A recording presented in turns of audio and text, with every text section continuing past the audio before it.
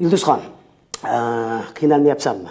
Shu savol meni ko'p qiziqtiradigan savol. Bitta men emas, ko'pchilik tomoshabinlarning sababi birinchidan xalq sevimli san'atkor, ikkinchidan ayol kishi, ro'zg'or, oila, uni ustiga deputatlik, bu ham juda og'ir yuk. Shuni hammasi bitta insonga ko'p emasmi?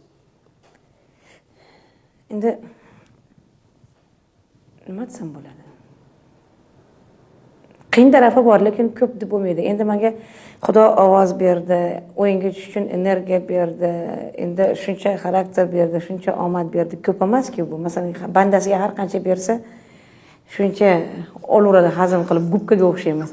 Shuni singari endi mehnat kelganda, menimcha ko'p emas. Qiyin taraflari bor. Albatta, qiyinchiligi shundaki, tushunmaydigan bir inson bilan bir muomala qilish qiyin. Hali nima desam bo'ladi? Umuman tushunishni xohlamaydigan odamlar bilan muomala qilish qiyin. Bo'lsa bu bilan birgalikda hammasini vaqt yetkazib, kamroq uxlab, ko'proq mehnat qilsa, kamroq bordi keldi qilinsa vaqtga ulgisa bo'ladi. Xo'p.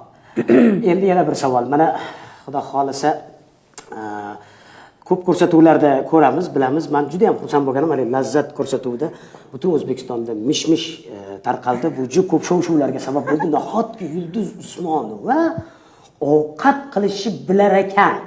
Savolni qarang, qiziqligini. Men Yulduz Usmonovani tandirda non yopganini ham ko'rganman.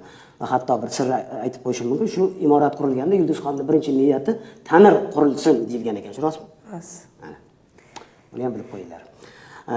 Pazandachilik bobida endi sizning mahoratingizni ko'rdik. Yana bitta savol Yulduzxon, shu o'zingga she'r tanlayotganingda, masalan, qo'shuvni she'rlariga qanaqa ahamiyat berasan? O'zing tanlaysanmi yo tayyor she'rni olib kelib berishadimi yo o'zing yozasanmi? Bilasanmi do'stim, mana o'zingdan qolar gap yo'q. Mana o'zlaring ham ijod qilganlaringda qiziqchilar ko'proq hayotdan olasizlar. Xalqda ichida yurib nima ko'proq anaqa bo'ladi. Shunga e'tibor qilasizlar. Xuddi shuni singari men ham o'sha sizlar bilan konsertga oldin borib yurganda, yig'ib yurganda hozir ham shunaqa. Xalq ichidan she'rlarni yig'ib yuraman. Bir xillar she'rni beradi, bir oydan keyin ashula bo'lib tug'ilib qolsa, hali o kunga bergan she'rimni bering. Ashula qilmadingiz-ku, men boshqasiga beraman deydi. Mana shunaqangi shoirlarimiz ham bor, hali jo'q shoirlarda.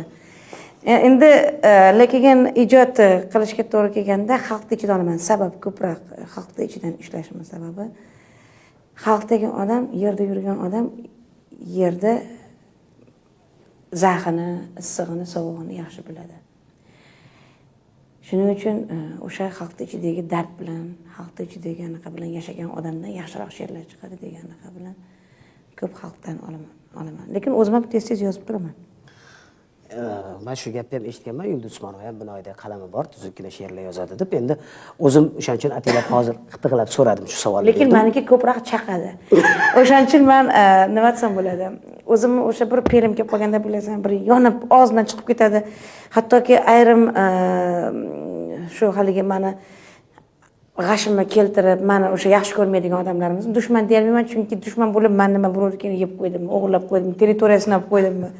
Yononani yarim taqib qo'yganman birovni.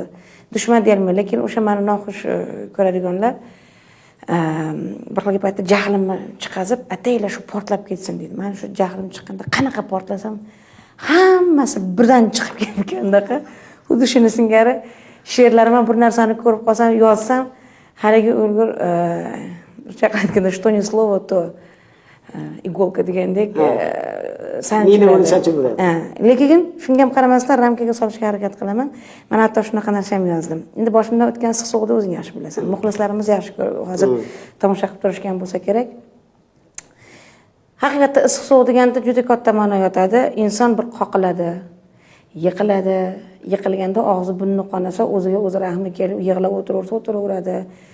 Lekin o'sha burnini artiyani ustini qoqishni bilmagandek, balkim yetib borarman manzilga deb turib ketgan odam yetib kelaverar ekan. Xuddi shuni singari shunaqa o'nqir-cho'nqirga ko'p tushganman. Xudoga shukr qilaman shu kunlarda ko'rganim uchun.